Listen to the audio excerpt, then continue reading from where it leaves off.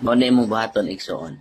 Sa dihang may tuo na ka ug misalig kang Jesus, musunod ana maghinulsol ka sa imong mga kalapasan.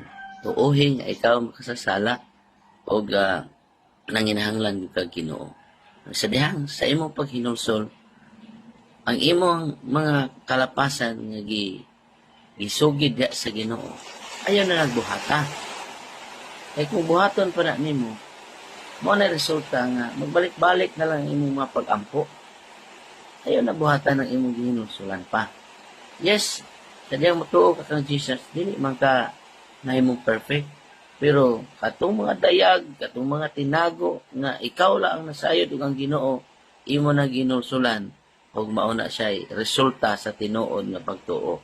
Biyaan, naghinulsol, mubiya sa sala. Okay? God bless.